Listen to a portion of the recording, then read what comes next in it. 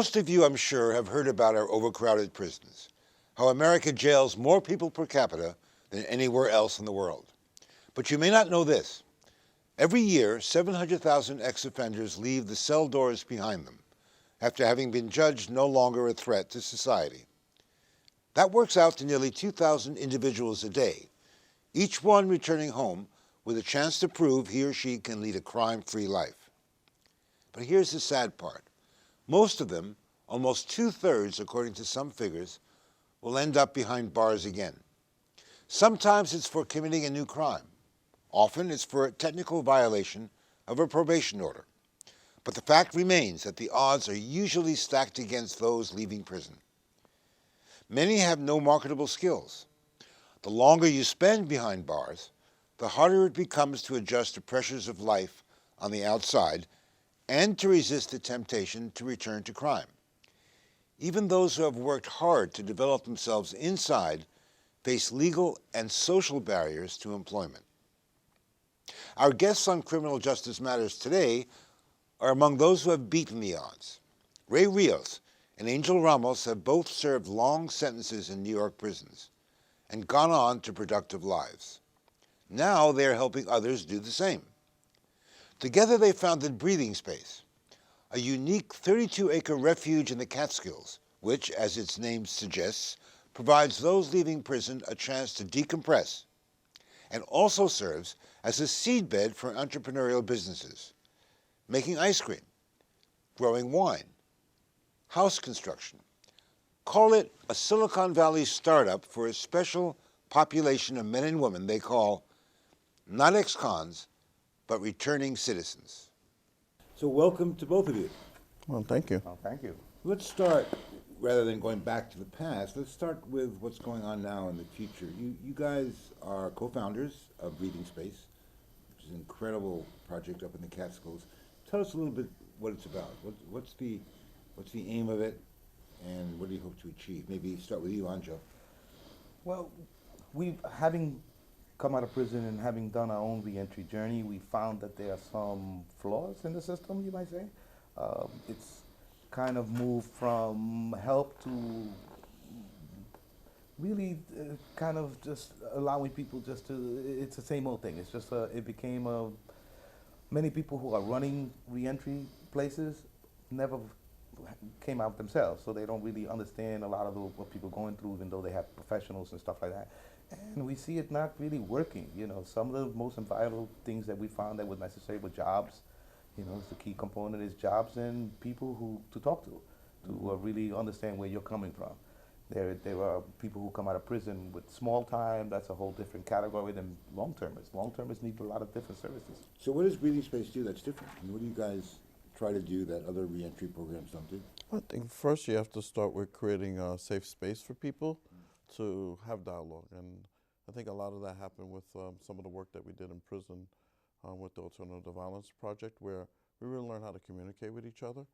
A lot of people don't understand that people sort of need to almost debrief from that prison experience. And there's really no way to do that unless you have somebody who's been through that journey that you can talk to. It's almost like a veteran when you come back from a war zone, and a lot of people suffer from post-traumatic stress. You need people who've been through that, who understand that kind of situation, to be able to mentor and talk to you. But does it have to start in prison itself? In other words, you don't want to just get the guys or the people when they're coming out and then, you know, suddenly surprised they're out in the open, and what do you do now? I mean, you have to start slowly with getting them inside, getting them adjusted to what they're going to face outside. Well, prison is an exercise in failure, right? You go there to be punished. You don't go there to be rehabbed. Most, we try not to work with guys that are just coming out, although we have conversations with them and we help them along. We prefer that you when you get to like the 7th month that you've been out here, then things get different. Your mind shifted, you're a little, that's we call that the throwing the brick phase. You start actually thinking about crime. Actually, I need money, I want to live like everybody else, I'm tired of not having money, I'm tired of my family. And that's what brings people back into prison. Well, yeah, people start getting desperate and they feel like they want to compete with everybody else. They can't, have no money, take out a girlfriend, you can, the world actually starts impinging on your life. And so What happens then? At that point, you either have a job or don't. If you have a job, that's great, cause but you really need at that point somebody to tell you what you're going through, cause you don't understand it. It's most people don't even talk about it. I've actually never heard anybody talk about different phases of reentry. You've created this great space in the Catskills, breathing space, and it's in a beautiful area of New York State. It's trees, quiet, tranquility. But how realistic is that for most people who really are coming back into the communities that they left to begin with? Well, breathing space is not just a physical location, it's more of a state of mind. And I think sometimes people will get locked into physical locations. That's magic happens if you're at this address. Magic happens everywhere, and it usually starts in the mind. So it really does start in the art of the conversation. A lot of people have dreams, so explore your dreams. What can you do to help put food on your table? And at Breathing Space, it's really a place where you can go. We can have a long conversation over a weekend and brainstorm some ideas and be creative. And some of the ideas that happen at Breathing Space or meetings, or one is Mikey Likes It ice cream, which is the third best ice cream according to the Village Voice in New York. And that was all out of a conversation. A friend said, "You really need to talk to this brother. He's very angry." He was angry because, again, the system that was supposed to help him, he was working with another non-for-profit and he won a prize. And the prize was that they were supposed to fund the business that he was going to start, and they didn't fund anything. So he came to us, and again, our language is very different. We can't use that on television, but there was a lot of profanity in the whole thing, and this is what I'm going to do. The what I'm going to do was a violent action versus something that was nonviolent. I said, but what do you really want? And so after we got through all the violence part, all he said was, I really just want to open up my ice cream shop.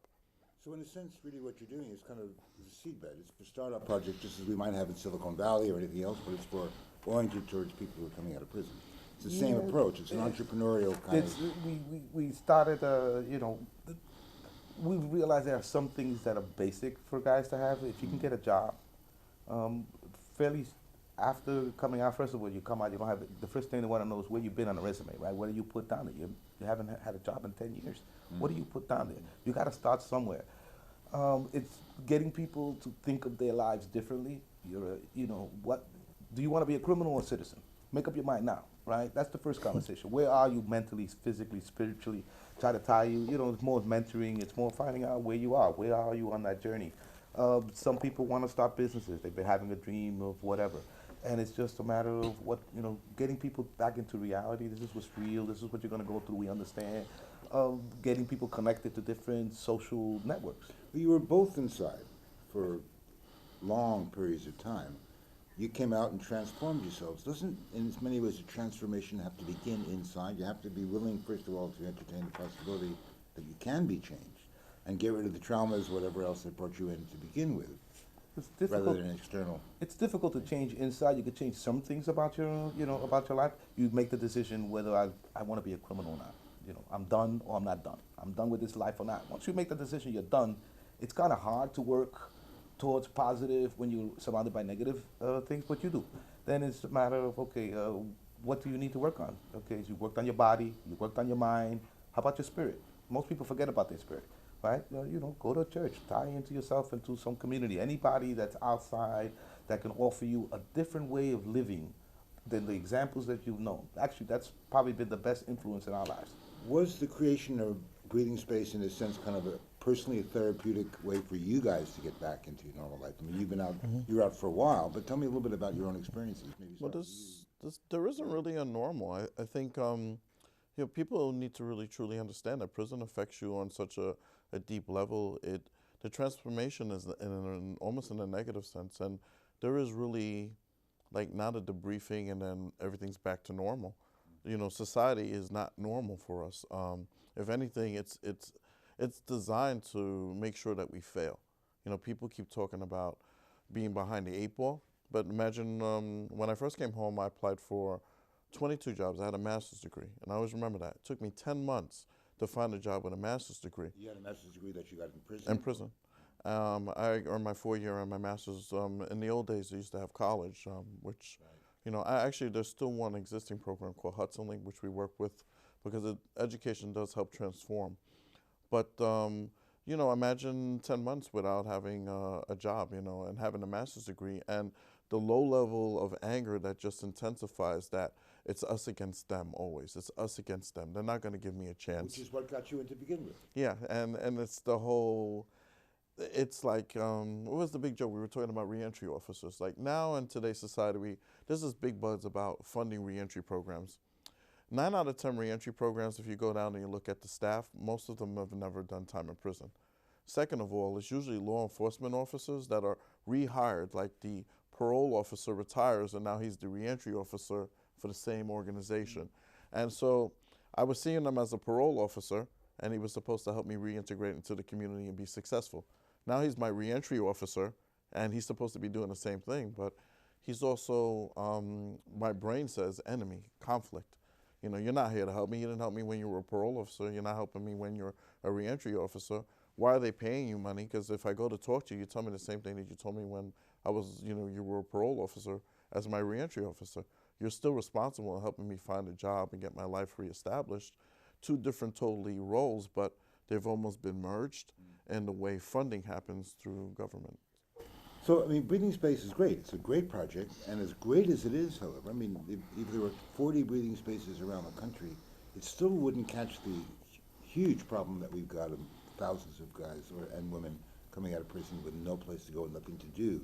You mentioned the college programs that were in prison that have since been banned. They've started to come back a little bit with a half Pell Grant, but really the structural issues of how to deal with people coming out of prison are still largely unsolved.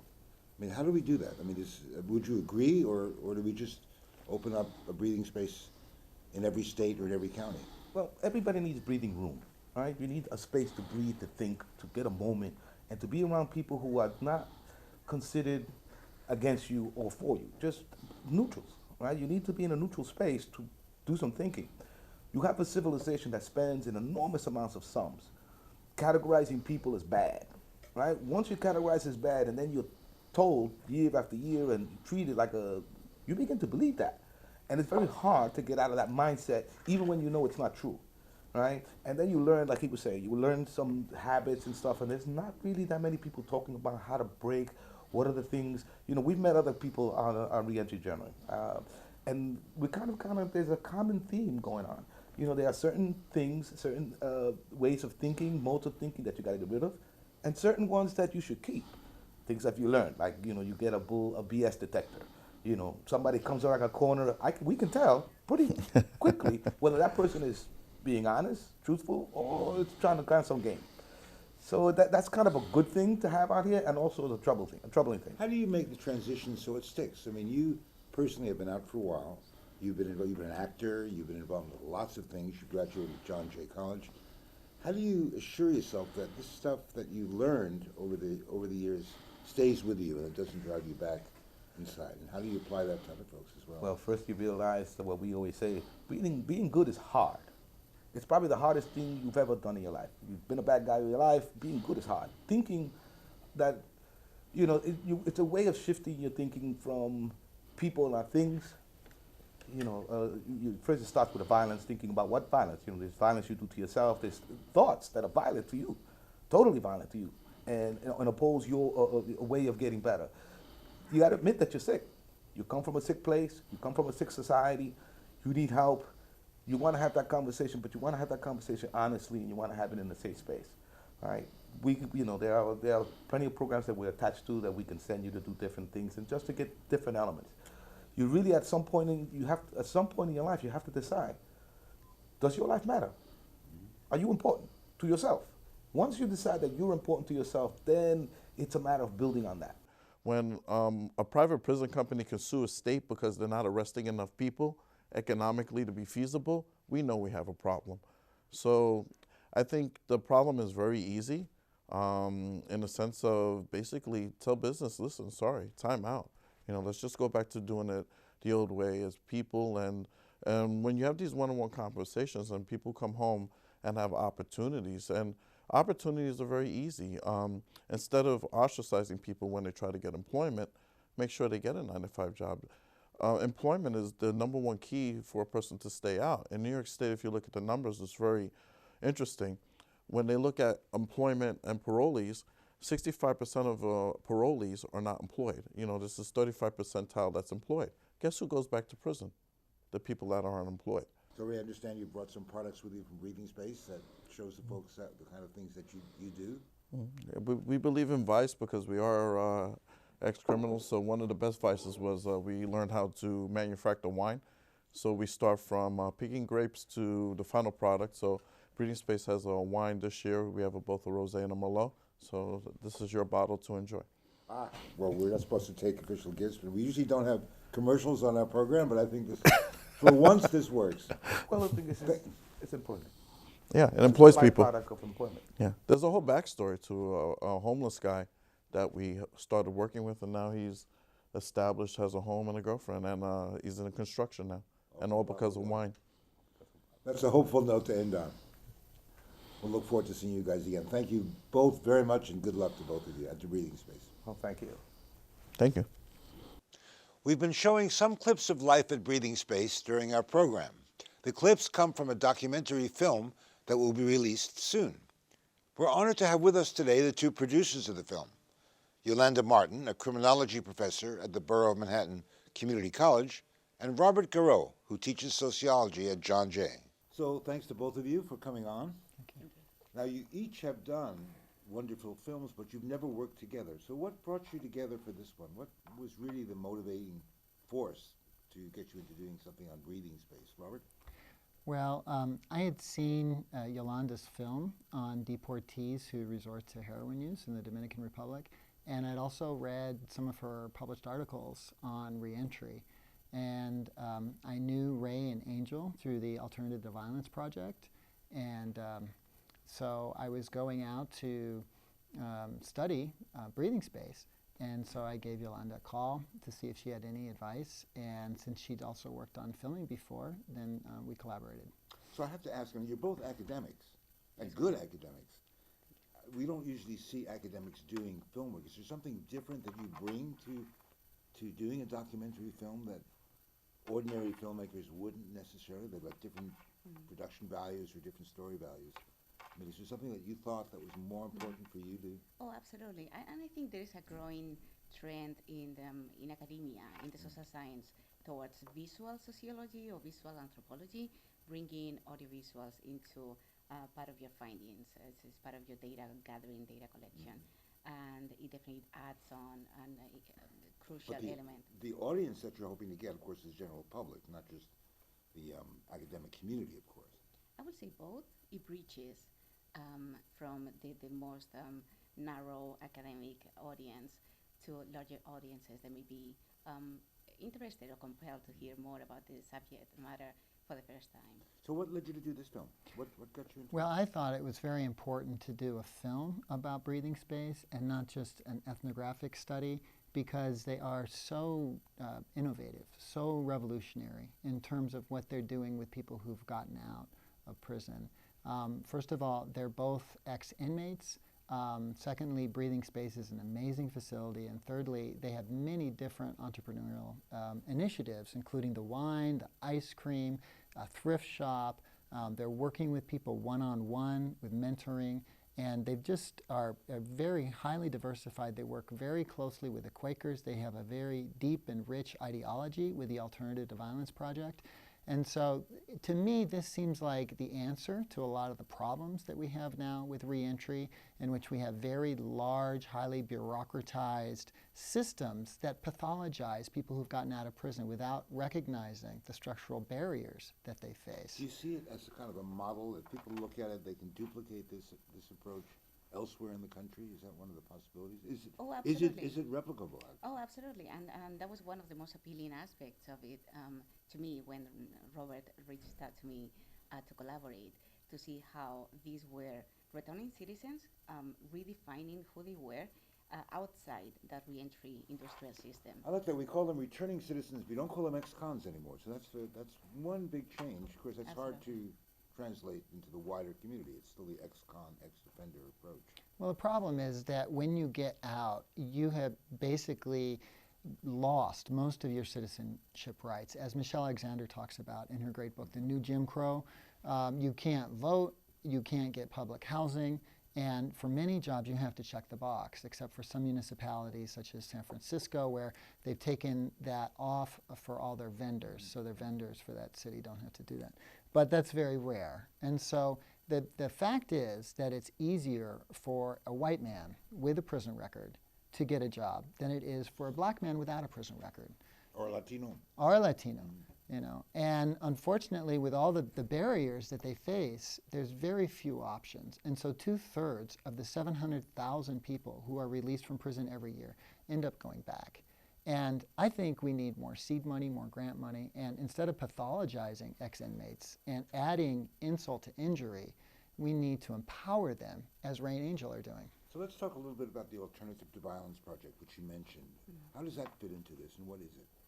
Well, I became involved with the Alternative to Violence project through the wonderful late Don Goodman, who was here at John Jay for many years. And he brought me to their annual meeting in Maryland. And that's where I met Angel and Ray. They were talking about Landing Strip, which is a meeting for ex-inmates that's held at Rutherford Place, a Quaker meeting house here in the city on 15th Street. And they also talked extensively about breathing space. And so I was very excited about that. I wanted to learn more. And so I went with Don Goodman to Landing Strip. And then eventually I was able to make the leap up to the Catskills. What is Alternatives to Violence? Is it intervention? Is it some other form of approach? Well, Yolanda hasn't really been involved with it. Yeah, you have to go through quite a bit of training. What we do are 20-hour workshops over a weekend where we live with the inmates. We is who? The facilitators, yeah. Usually we have Quakers who are outside facilitators, and we have inmates who are inside facilitators. So the project originally began in the mid-1970s, where inmates who had been transferred out of Attica after the uprising there, some of them who went to Greenhaven started a working group, a think tank, with leaders of the civil rights struggle, and they brought in the Quakers too. And so it's always been this collaboration between insiders and outsiders, and that program at Greenhaven continues to this day, and that was one that Ray was very deeply involved in, and Ray's been involved in Alternative to Violence Project for decades, and he's one of our international leaders in the project. And as per what AVP stands for, what is the essence? Even before going through the program, I've had a chance to attend. I've been going to the Quaker meetings on Sundays, and it really embraces the idea that there is violence. There is violence, different parts of the continuum in everyday life. How do you transform that violence into something positive? How do you use that energy to collaborate and to work and reduce So it's a therapeutic conflict? approach? It's not really just therapy. It's really a program unto itself. There are spiritual aspects, therapeutic aspects, and many educational aspects about real practices such as using iMessages, for example. Also, talking about issues that you're facing in everyday life. And the key to it is transforming power, which is the power to change a situation, to find a little breathing space in order to take something that could go in a negative direction into a positive direction. And I think that's exactly what Ray and Angel have done. It sounds like something that's appropriate for people before they get into trouble with the law and take that pathway to prison. Absolutely. Is it This used idea of transforming now? power could be applied in the classroom. It could be applied in the subway when people are pushing each other. How do you take a situation that is potentially a hostile and you transform it into something positive to get people to talk to each other and de-escalate the situation? And even though it began in prisons, it has spread out through communities. It's in dozens and dozens of countries. It's been used in Israel with the Israel-Palestinian conflict. It's been used in Rwanda, throughout Africa. So just in this short 40 years of time that AVP's been around, it has spread throughout the world. Excellent. Yeah. Let's go back to the film for a second. Our time is running out, but when can we expect to see it in theaters? It's been edited and it should be available for larger audiences. Will we see it in YouTube or streaming video or It would probably be Well, uploaded folks to out- YouTube.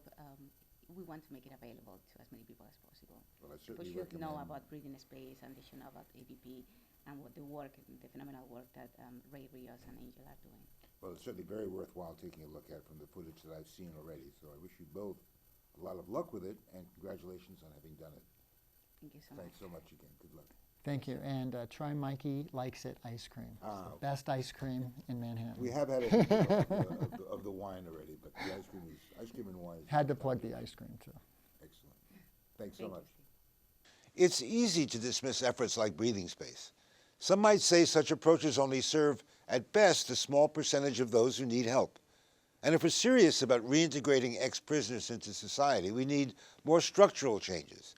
We need to remove the barriers to higher education in prison and work on ending laws and practices that discriminate against ex-prisoners looking for employment and housing. Smarter sentencing might help many avoid prison in the first place. Well, that's all true, but changes in laws and regulations won't change the mindset and destructive behavior that brought many to prison in the first place. Unless such individuals find a reason to change and the support to make that change, our justice system will continue to be a revolving door for failure. We all need breathing spaces. I'm Steve Handelman. Thanks for watching. See you next time.